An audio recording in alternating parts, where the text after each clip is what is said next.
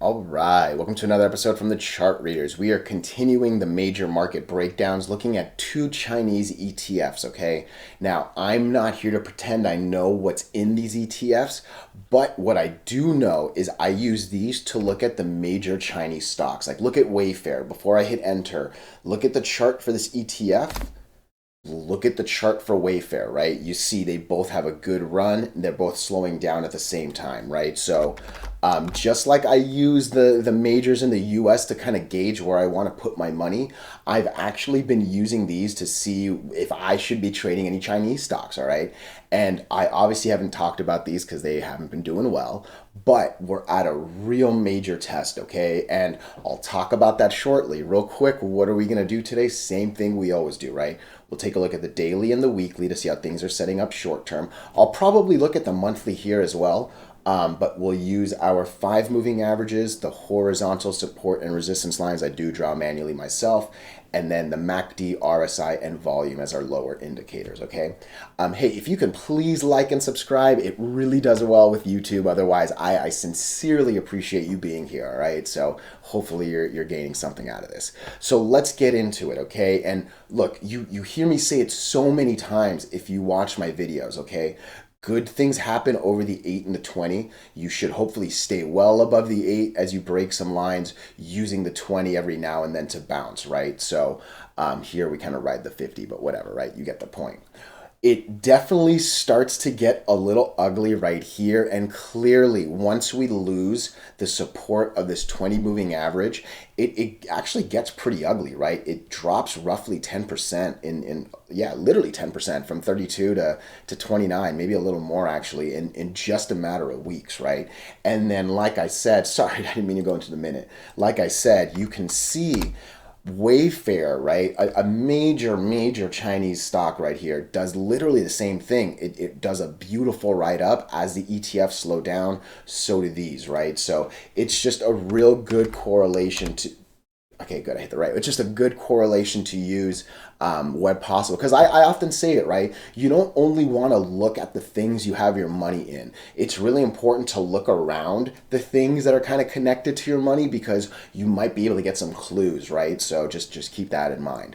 Why are we at a big test? Look, you know the 50, that's not the 50, Jesus, the 200 moving average is the last one for a reason, all right? I often call it the Bowser in the Mario super game, right? Wow, I sounded really old right there in the super game.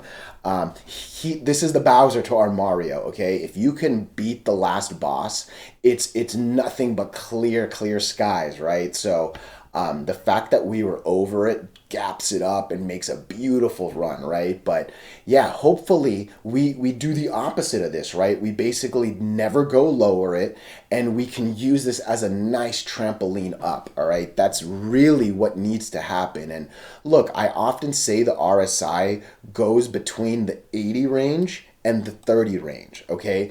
80 is generally overbought, and that's where I start talking about a cool down, and hopefully it's a healthy cool down. 30 should mean it's oversold. 30 on the RSI basically says, hey, look, this thing has taken a bloodbath and this might be the time to, at least maybe recover a little bit, okay? And that really is what I'm expecting. We just crossed into the negative on the MACD, but hey, hopefully it's, not deep enough to where we can quickly get out of it, okay? All eyes really are on the 200, and then from there the question is going to be, can we get over the 8? I'm actually not too sure, but if we get a good bounce here, that really would turn around these two indicators, and that's what's going to make me believe if we're going to get over the 8 and then ultimately the 50 after that, right? But just in general, I don't like that the 20 looks like it's working its way down. I don't like how downward the 8 is going, but it could really quickly change over the next few days if the 200 does its job, all right? If we lose the 200, it's going to be a pretty quick drop down to the 100. Maybe this line right here, 28.50, give or take, and you can see that's like almost right in the middle of these two. Maybe 28.50 can save it, but yeah, it might end up being a quick drop to this 27.75, right? This better hold. I'll say that much. Right now, I don't want to talk about this too much. Hopefully this does well. And the RSI kind of looks like it wants to curve or at least kind of go horizontal, right? But it's at least not screaming we're going to keep going down like the MACD, right? So, yeah, hopefully the 200 does its job. Last time I'm going to say that. Coming into the weekly, look, obviously a lot is happening here, right? Beautiful ride over the 8 and a quick drop under it, and unfortunately under the 50 as well. Okay, so do not want to see confirmation. That's for sure the last thing I want to see. And look, again, 28.50. That really seems like what hopefully will save it. Otherwise, we're going to come down. Look, this one says 27.90 on that orange 20 line right there. I really think the 27.75 that we said on the daily chart seems a little more realistic. So yeah, all eyes on next week. And look, that's not good, right? MACD looks like it's about to like kind of go under. That's a really ugly RSI, and that's actually a horrible last couple weeks of trading. So this is a little worrisome, and that has me a little more worried on the daily. I think maybe this 100 might be the thing that saves us, not this. So be careful with any China related stocks, all right, is really what this one's telling me. And we'll look at the other one shortly. Let me just close it off with the monthly. Look, it's been a long time since we've been over the 20. All right. So things really, like I said, I always say, right, getting over the 8 is rule number 1, but you've seen that like rule 1.5 is you got to get over both. You know what I mean? So just kind of keep that in mind. I'm not going to beat the drum here too much more. Let's take a look at MCHI. Again, another China index fund. Do I know what's in this? Not at all, okay? I just know it looks a lot like the last chart we were looking at, right? You have these 3 right here, the 200 right here, and then the 100 down here, right? So I know they're both saying bad things, but I actually like that they're saying the same thing, right? I don't want them saying different things, right? And really, these are almost identical as well, just roughly in the negative on the MACD for the daily, right at that 30 range on the RSI for the daily. A lot worse volume, though, I'll say that much. But overall, this actually looks completely identical to the FXI ETF, which is interesting. Excuse me, sorry about that, which is interesting. Same weekly chart too. This thing is definitely under the 8 on the weekly.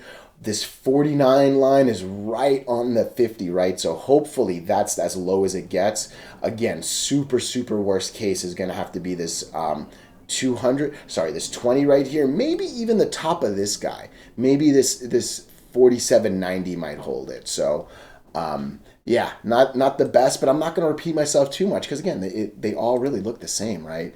Where's the monthly at? Not quite as tight as the other one, but again, it hasn't been over this 20 in a long time. And look how close these two are, right? Even if it was able to get over the 20, that 100 is going to be real hard and way too close. You know what I mean? So I don't like the spacing at all right there. I'll be very honest. But yeah, overall, I think that's it on these. And one more time, I'm less interested in what is in these, and I'm more interested in seeing, hey, should I put my money in some China stocks or not? You know what I mean? And again, don't only look where your money's at, all right? That's the last thing I'm going to say one more time, all right? Hey, if you disagree with anything, throw it in the comments. Otherwise, again, I sincerely appreciate your time so much. Have a great one.